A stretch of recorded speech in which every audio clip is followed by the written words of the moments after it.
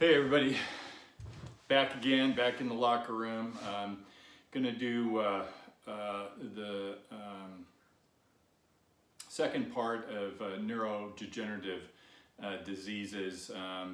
There's already the first part posted where we discussed Alzheimer's, dementia.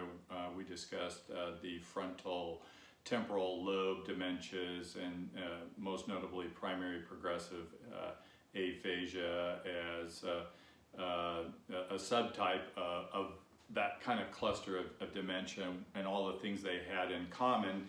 And what we kind of concluded was that those dementias present in the brain in a very similar distribution to the parts of the brain that we kind of downregulate when we're under threat and in fight and flight. And the question is the dementia associated with those particular areas of the brain really more of an extension of the low-level chronicity of chronic threat and stress that also affects those parts of the brain, eventually kind of getting to a tipping point where degeneration is outpacing regeneration in the brain.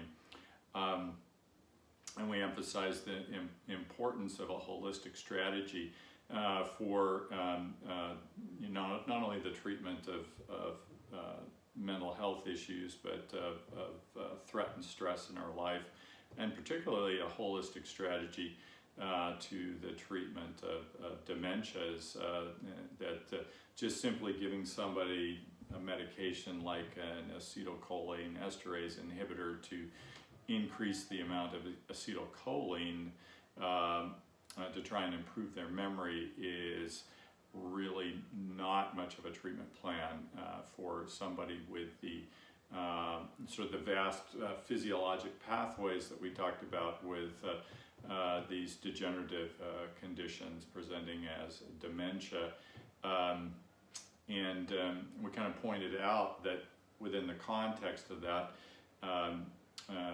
these things are mediated by pro-inflammatory and pro-catabolic cytokines, and that we have to attend to both the inflammatory pathway, which may not be the primary goal of what's going on in the brain in that particular state, but it's a side effect of what we're doing with our physiology in fight or flight, and that the primary goal of the cytokines in that part of the brain at that time may be to dampen the energy for neural transmission, but also to decrease the metabolic activity in those cells and actually create a catabolic metabolism in those cells, where those cells are sacrificing for the greater good and giving up some of their cellular structures to feed the system under fight or flight.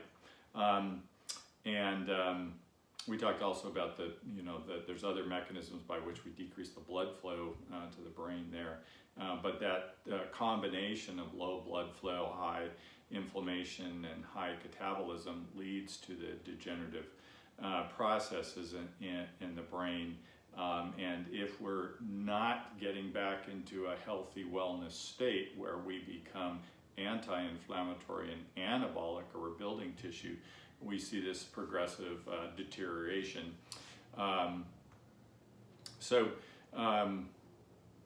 We went from the fight or flight model, and then we went into discussing a little bit about Parkinson's disease, another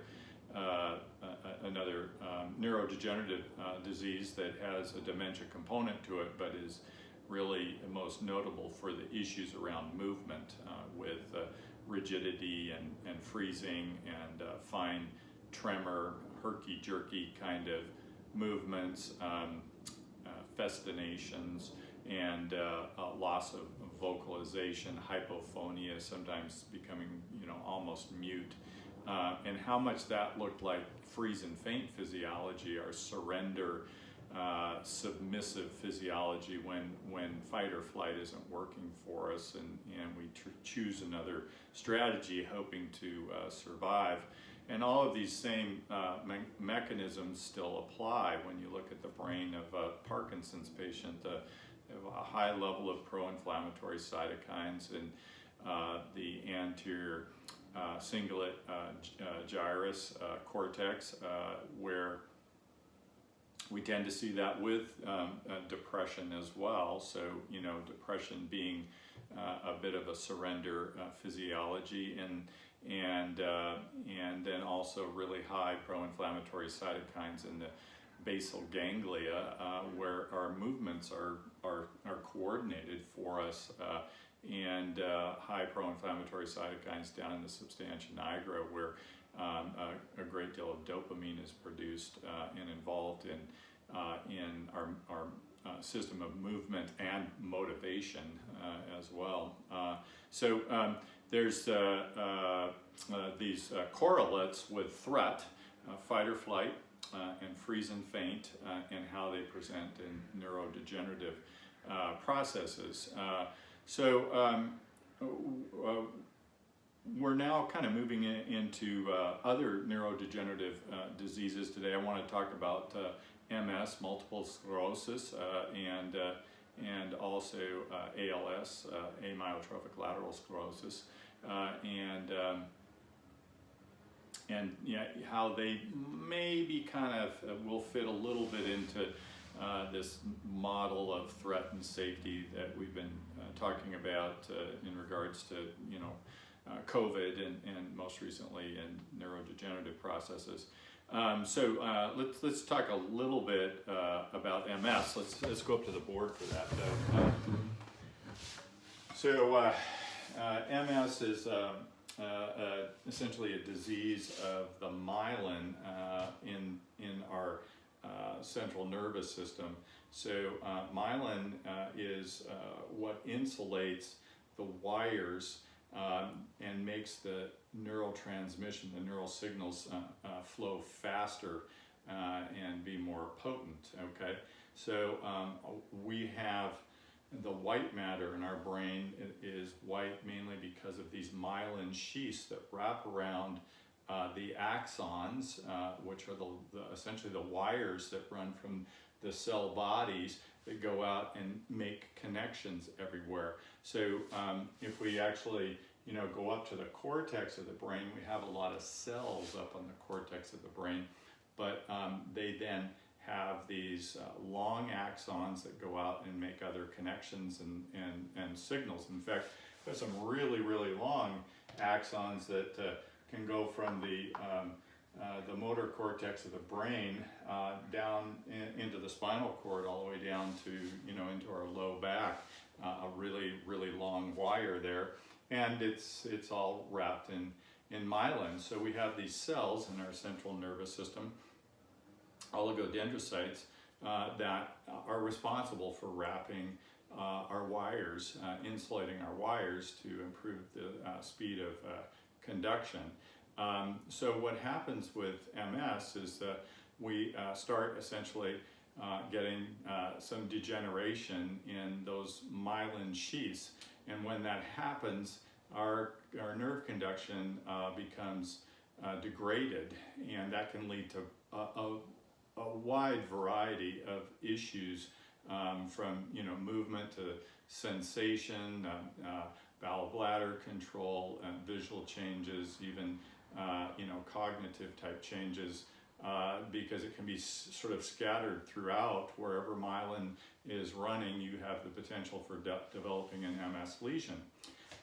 So as we have sort of evolved the system of looking at MS, we very much looked towards immunology and inflammation as to the etiology for MS. There was times where it was felt that this was likely related perhaps to a viral syndrome, and that a viral antigen then looked enough like perhaps an MS protein antigen, and may have set up our immune system to go and attack ourselves, and there was associated inflammation and progressive deterioration of the myelin. And I'm not sure that that's really played out, but that's certainly kind of how we got into more advanced treatments for MS. Initially, it was pretty much giving them glucocorticosteroids to sort of try to control this inflammatory response in their body. And you would see an improvement when you would give them those, but they do have that catabolic side effect, and they were not curative. As we've talked about in past sessions, glucocorticosteroids may be less about controlling inflammation in our body and more about creating fuel for the fight and flight. And at times they can actually have pro-inflammatory qualities to them, which is very strange. So they didn't really pan out, and then we ventured into looking at interferons. So interferons are involved in our immune process and as well as in our inflammatory process, and they are very much related to helping our white blood cells sniff out viruses and cancer cells and to go ahead and destroy them. So we ended up kind of going down the path and developed a bunch of different medications in this first category. Beta seron is an interferon beta 1b, and then this next category here are the interferon beta 1As. And interferon alpha tends to be kind of pro-inflammatory, and interferon beta seems to have some decent anti-inflammatory properties, or at least it can modulate the inflammatory system. So it's really felt that probably these actually work to modify the representation in our T cells of Th17, which leads to a reduction in interleukin 17, and actually perhaps an increase in interleukin 10. So there is this property to decrease one of the pro-inflammatory cytokines, interleukin 17, and another property to perhaps increase one of the anti-inflammatory anabolic cytokines, interleukin 10, with those. And in fact, there has been some improvement in outcomes in people who get on interferon therapy for MS. It's not always dramatic, and it seems to work better in relapsing remitting than a chronic progressive MS picture. But they have been useful, and when I look at them, I go, yeah, that kind of makes some sense to me. If you're decreasing some element of the inflammatory and catabolic cytokines in the body, that should help with a neurodegenerative disease. But it's interesting to me, I think it was sort of fallen into with this idea perhaps way back that this was more of an autoimmune process, perhaps even mediated by a viral kind of thing, and that approaching it from the aspect of interferons was the way to go. And we'll get to there maybe some better strategies that may be more specific to what I think is actually going on with MS. And then we also developed a number of other drugs here. Probably the best well-known of them is Copaxone, but these are copolymer 1s, and they do something kind of similar. They affect a shift from a more pro-inflammatory presentation in the white blood cells, the T cells. They shift from Th1 over to Th2, which is more of an anti-inflammatory presentation, and so they seem to have a reasonable role in this process of sort of suppressing the inflammatory response, and perhaps also suppressing the catabolic response. And then we got a whole bunch of other drugs that actually were more directed at at decreasing the expression of T cells. Again, thinking this was a T cell mediated phenomenon, that these drugs would be, quite effective in the process if this was related in some way to sort of autoimmune, perhaps initiated by a viral antigen process. So we have all of these drugs that I just sort of lumped into a category. Some are T cell inhibitors. They block the function of T cells. Some of them actually cause the T cells to undergo apoptosis or T cell death.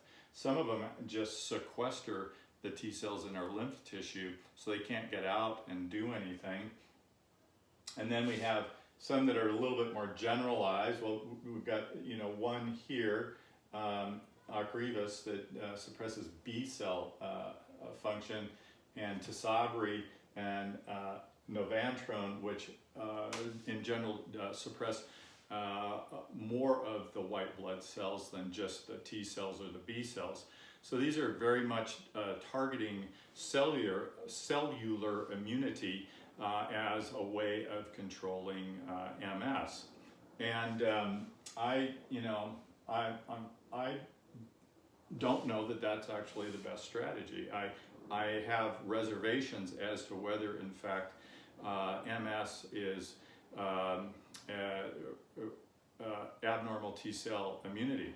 And I'm going to come back to that in a second. And then we have the fumarates. So fumarate or fumaric acid has been known to be beneficial for treatment of psoriasis and psoriatic arthritis. And so it is anti-inflammatory. It works on the NRF2 system to decrease oxidative damage in our cells, and thus decrease inflammation in the body. I guess worth a try. It may be some benefit to that, but I'm not sure that it's the most targeted therapy. But there are a number of products on the market that help, and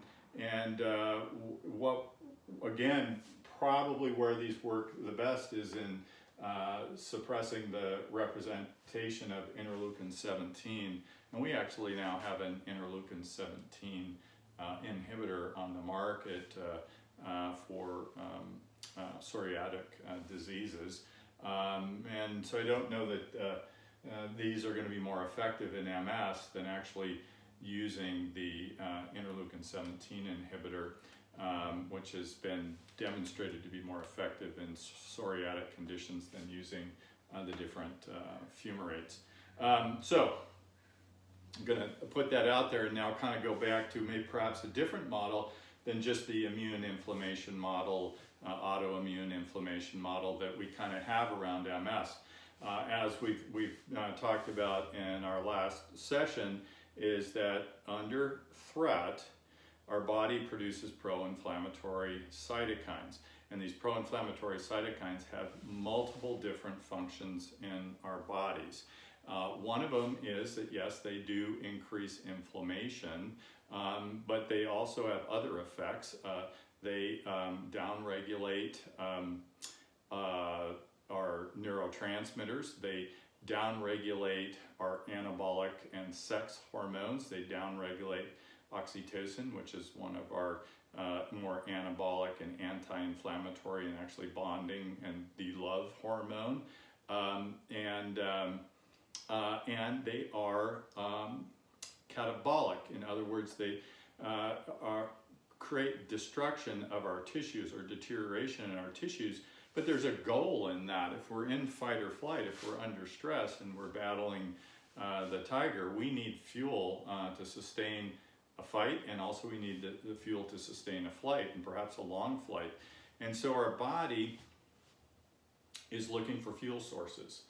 And so in MS, just as we talked about earlier in Alzheimer's and the sort of taking the resources from some of the neocortical cells for fuel, perhaps in MS, the body strategizes that they're going to take some resources from myelin to use for fuel. And it seems like a really good fuel source because myelin is just a bunch of lipids and protein. It's a lipoprotein that provides the insulation. So I think that's a really interesting thing to contemplate, that all of these insulated wires running throughout our body, perhaps are being I don't want to say cannibalized, but they're being grabbed to use for fuel for the fight and flight. And we also see in MS patients this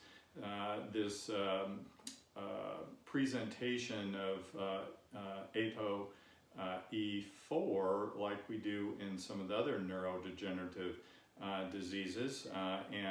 So people who have two alleles of ApoE4 seem to be the people who are most able to actually mobilize resources from other cells for the fight and flight. And as we talked about before, that's really advantageous when you have to run from the tiger, and you may have to sustain that for a day or two to survive. But it's not so advantageous if we're under chronic threat and stress in modern society, and can lead to significant degeneration in our tissues. Sometimes it's tendinitis, arthritis, bursitis, osteoporosis, degenerative disc conditions, inflammatory vascular disease. It can be a bunch of stuff. And we don't always know how it's going to present, and there are probably some other genetic variants that put us at risk for different presentations. But we were talking in the previous session also about, does it present if you have pro-inflammatory cytokines that are now affecting your gastrointestinal tract? Are you going to present with, gastritis and gastric ulcer? Or are you going to get duodenitis and a duodenal ulcer? Or are you going to get colitis further down? And so sometimes we can't predict where the threat-stress response is going to pop out and kind of take resources from parts of our body to provide for the fight and flight. But I do think it's really important that we consider in the equation that MS is perhaps as much a metabolic strategy as it is an abnormal immunologic and inflammatory strategy. And if we continue with that argument, just like when we were talking about Alzheimer's and seeing ApoE4 present, and saying, well, ApoE4 must be the problem, and it is pro-inflammatory and causes degeneration in the central nervous system, I think we have to, and then we kind of concluded, no, really, ApoE4 is just actually there because we are mobilizing resources from the cell, and we're packing them in lower density apoproteins for fuel, and that it's the pro-inflammatory cytokines that are causing the inflammation while they're sitting there, mobilizing resources from the cell. And that may be a very similar phenomenon to the T cells in MS. When we look at MS and we go, oh man, that's a bunch of T cells there, they must be the problem. Well, maybe not, because the pro-inflammatory cytokines do signal to our white cells, our immune cells, to attract them to areas where tissues are being injured or have broken down, to kind of mop up the system, right? Maybe kill a virus, kill a cancer cell, but there are other cells involved that are more in a mop-up role. So, perhaps the T cells are just, bystanders kind of watching the process of the degradation of the myelin lipoproteins as they're being reallocated as a fuel source instead of an insulation source. So I can't say that that's what's happening, but I think it really deserves consideration. And if that's actually the truth, that they are sort of these passive bystanders that have been sucked into that, that crowd while the myelin's being broken down, then a lot of these different strategies are probably not that effective, and they don't seem to be, they're not typically curative for the disease, and they have a lot of potential side effects. When your T cells don't function, you are at risk for a bunch of other stuff. So, knocking out these T cells, if it's not of great benefit to controlling this disease, needs to be really reevaluated, I think, and so I'm offering that up as a consideration that MS is as much a disease of threat and stress, but a catabolic disease as much as it is an immunologic inflammatory disease. And then we can talk a little bit about the strategies for treatment. So then if we just shift gears here quickly to ALS. So ALS is a little bit different. ALS is a disease where our motor neurons get attacked, and we have, as we were talking about, these long wires from the motor cortex up here, and they go out everywhere. They're going to the face and down the spinal cord and out to the extremities. So we have upper motor neurons that run down the spinal cord, and then there's a lower motor neuron. They synapse or connect together in the spinal cord, and the lower motor neuron ends up going down, the leg or the arm, or the lower motor neuron goes to the face. And weirdly, in ALS, it seems to be a disease that is relatively specific just to those motor neurons. As it advances, you do see more general changes in the brain. So just as with MS is associated with elevated pro-inflammatory cytokines, and yes, it is associated with the people who are better at mobilizing resources from cells and present with ApoE4, and ALS does as well, and there may be even more of a genetic component to ALS than just that ApoE4 phenomenon. But it's weird that it's just the motor neurons. And so if we go back to this theory, this polyvagal theory of Stephen Porges, when we go from fight or flight into freeze or faint, we're going from a hypermobile, hyperkinetic, reactive, vigilant, sort of argumentative, feisty to anxious and fleeing state in the battle. And when we start losing that, we tend to flip into a surrender, submissive, immobilization response, and we talked earlier that looks like Parkinson's.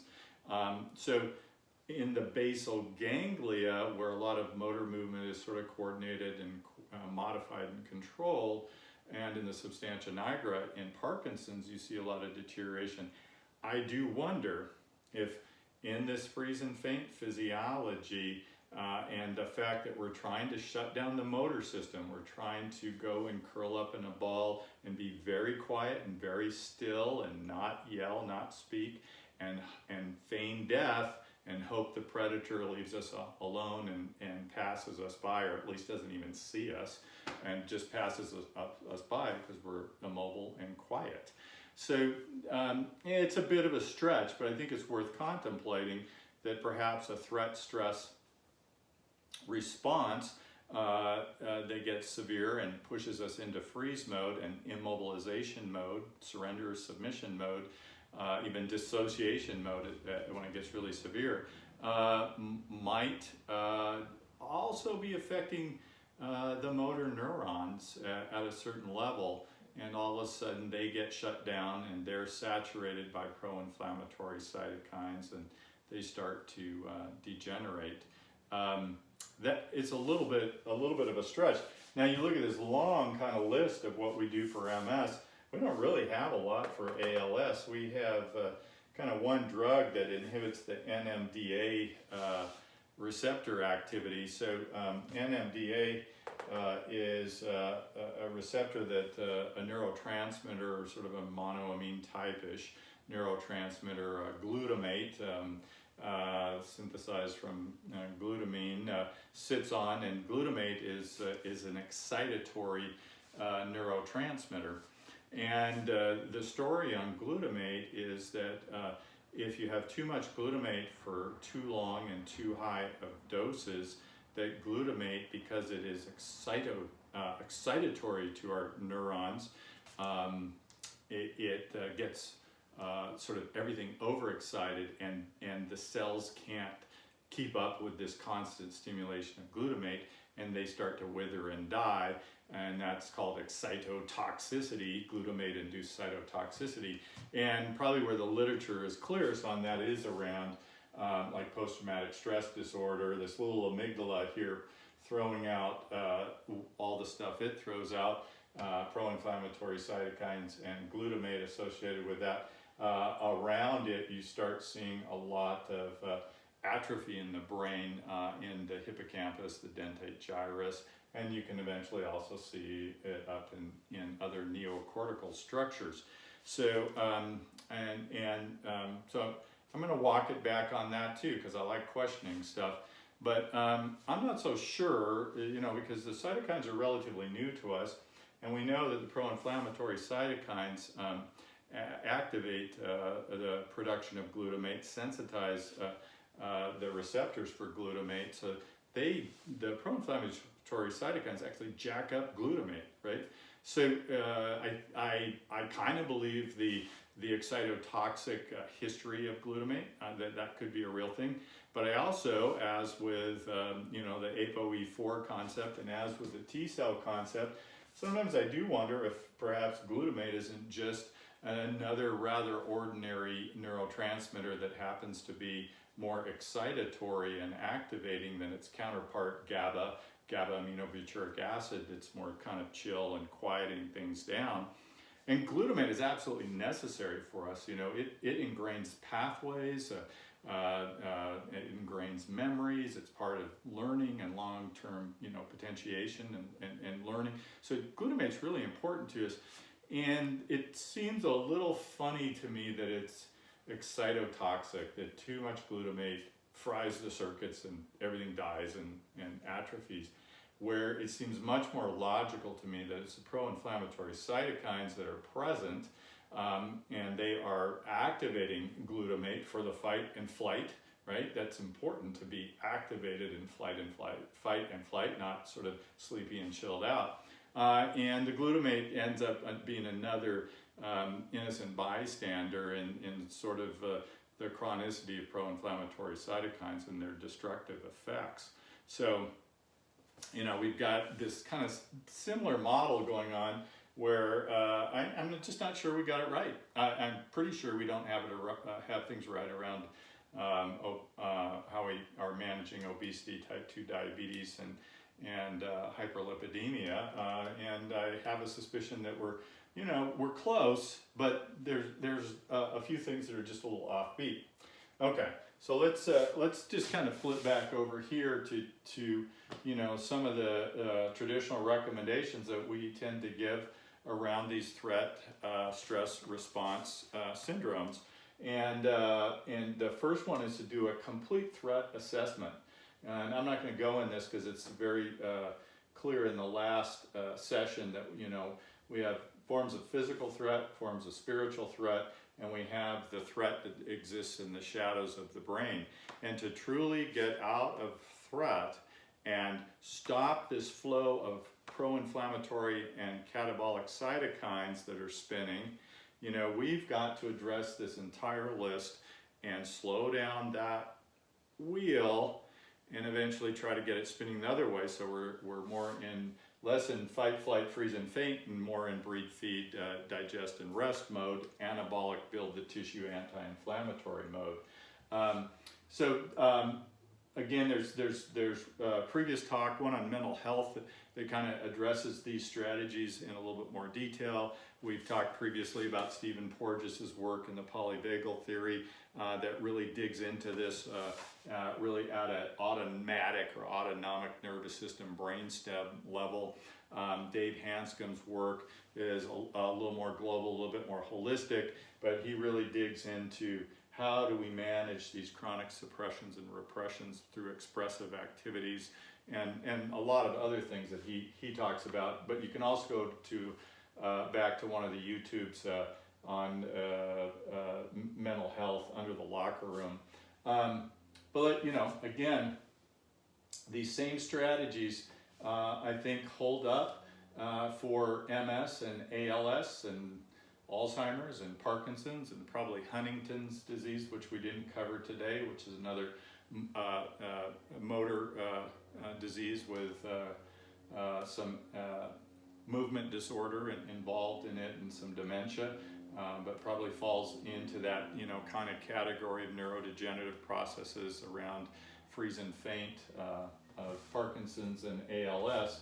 But again, we want to get really good sleep and use melatonin because it does suppress pro-inflammatory cytokines.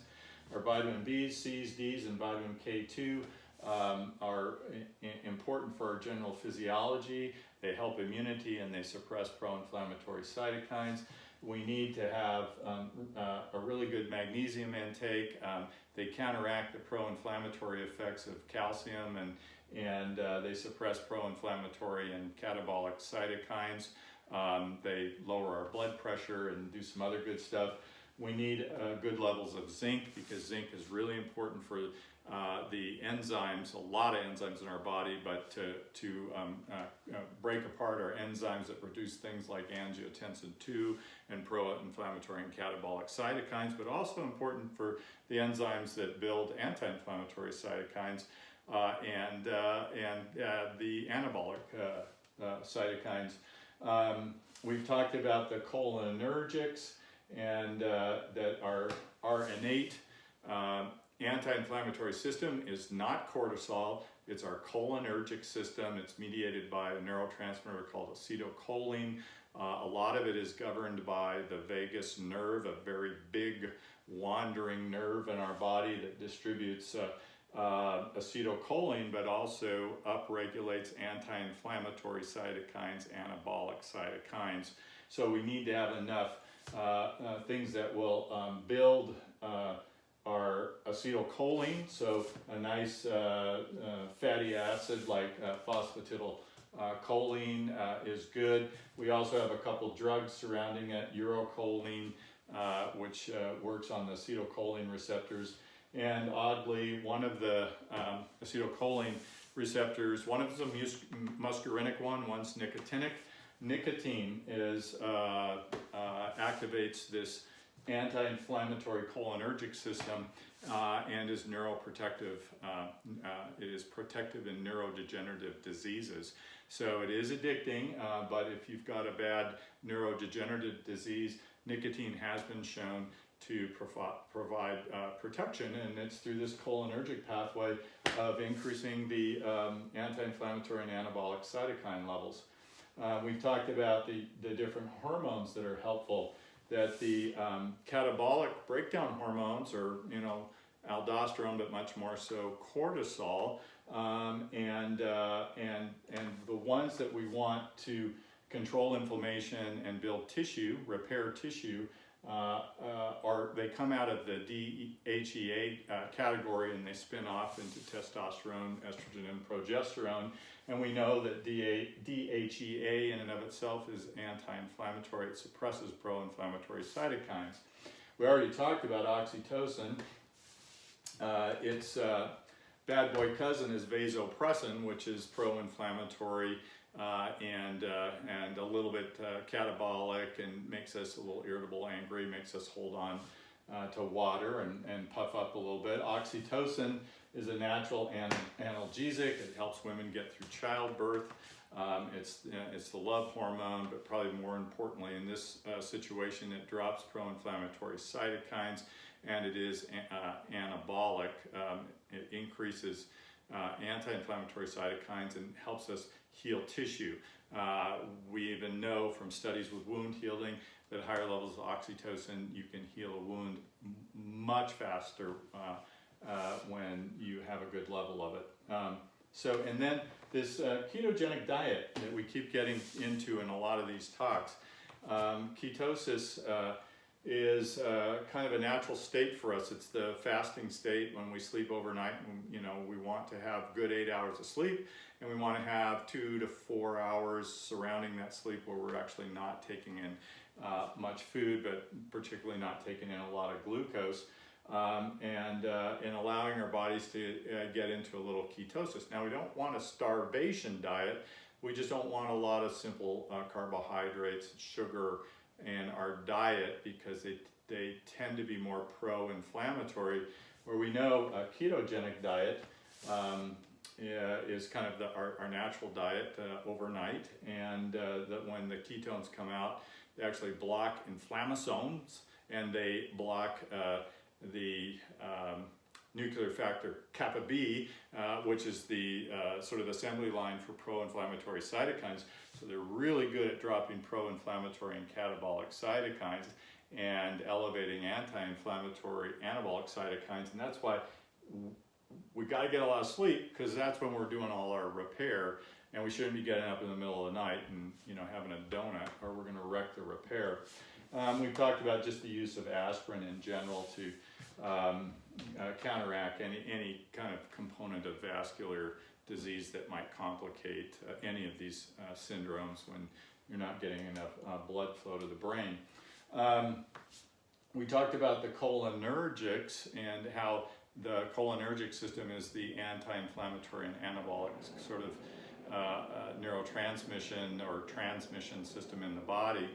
And so vagal stimulation, that big complex up in the brain, up in here, this ventral vagal and dorsal vagal complex, and then the wandering nerve that goes all throughout our body is important to activate that. And there are some strategies by which we can activate that. Breath control is very helpful for that. A lot of things that are just kind of naturally soothing to us can activate that system. Therapeutic touch can not only activate the vagal system, but release oxytocin. Even the smells of sort of the natural oils, the rosemary, lavender, things like that actually decrease our pro-inflammatory catabolic cytokines and elevate our anti-inflammatory anabolic cytokines. So I won't go into too much detail about all of the ways that we get our bodies out of fight, flight, freeze, and faint and into breathe, feed, digest, and rest, but they are important. We minimize them in our culture. We don't get enough rest. We don't get enough separation from the stresses of our lives. We don't get enough expressive activities, particularly enough play. All those things are really important to healing. We can heal more naturally with less risk and then some of this stuff. And then we get down into some of the medications. If you're doing all of this, if you're making yourself safe in the world and addressing all this, and you're, eating a good diet, it doesn't have to be strict ketogenic, but a big issue there is you don't want a lot of sugar in it. You don't want a lot of simple carbohydrates, and you want to get your overnight fast in. But you can have a more ketogenic diet by eating more healthy fats, including medium chain triglycerides and omega-3 fatty acids.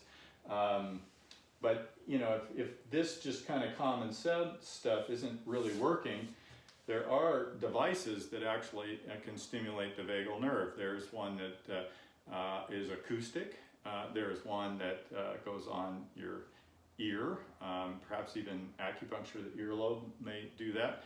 And there are implanted clips that can stimulate electrically your vagal nerve and have pretty dramatic effects on changing your cytokine and metabolic profile. And there are superficial electrical stimulation available to the vagus nerve. So that's, again, getting a little bit more kind of advanced into technology. We'll point out here that tetracyclines are really good at suppressing pro-inflammatory cytokines. They have antibacterial properties that we're all familiar with. They have some mild antiviral properties as well. So, you know, taking minocycline on a daily basis may actually help with neurodegenerative disorders. There's some good evidence for that. And now we get into, you know, kind of the bigger guns here, where we can actually just go directly to inhibit interleukin 6. So we know in MS that the oligodendrocytes that create the insulation around the axons are directly affected by the astrocytes. So this is kind of all the glial tissue, or the support tissue, the connective tissue in the brain that's supporting all the neurons, right? So the astrocytes secrete pro-inflammatory and anti-inflammatory cytokines depending on what we're turning on and off, whether we're in threat or safety. And so the astrocytes signal to the oligodendrocytes, you know, hey, you know, we're not making myelin right now. We're going to start breaking it down. We're going to probably take it and use it for fuel. And so you can give an interleukin 6 inhibitor, and that interleukin 6 is one of the more catabolic and more inflammatory of the category of cytokines. So you can give an interleukin 6 inhibitor and block that degenerative process. And so this, to me, seems much more logical than a lot of this stuff that's going on in here, you know, knowing that it came more from the roots of almost virology than from metabolism. But this makes a lot of sense on an inflammatory and metabolic level. You can also give tumor necrosing alpha inhibitors, and there's some decent evidence for that being used in neurodegenerative diseases, doing very much a similar phenomenon. And then we get down here, perhaps, we mentioned this yesterday, interleukin 1 inhibitors might be of some value. I think these are probably more potent, and a lot of this stuff up here that we were talking about earlier affects interleukin 17 and downregulating it. It's another inflammatory cytokine that's been felt to be kind of a source in psoriatic arthritis.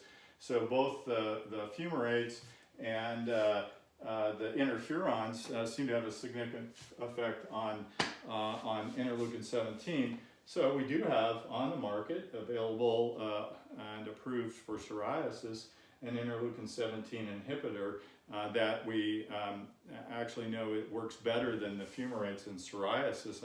I would think it would work better in MS as well. And then always interested in these guys. There's not a lot of information on them, but the phosphodiesterase inhibitors, 3, 4, 5, 7, I'm not sure about 9, but they do some very interesting stuff in terms of decreasing oxidative stress and inflammation, but also directly affect and reduce pro-inflammatory cytokines. And the reason I am so interested in them is because they are, instead of just targeting one of the pro-inflammatory cytokines, they seem to be able to target them more as a group, and I think that might be really interesting. I think we're going to see more of their utilization in anxiety and depression and other mental health issues, which are also stress-related illnesses, right? And these things are kind of an extension of those in many cases. So I think that, and there's already evidence that some of these phosphodiesterase inhibitors work in things like depression and dementia. So that evidence is already out there, and I always like to point out that the phosphodiesterase 5s are things like Viagra. So they're pretty well tolerated out there on the market. And then we have, particularly for the diabetics or people who have a significant amount of vascular disease, things like glucophage and statins are available. I don't get too excited about that. We know that both of those drop pro-inflammatory cytokines, catabolic cytokines. They drop those down. I worry about glucophage because it decreases insulin resistance and allows us, if we're eating sugar, to pack more sugar into the fat cells. Now, if we're on a better kind of keto diet, and so we're using diet and glucophage in somebody who is perhaps diabetic, that may make some sense.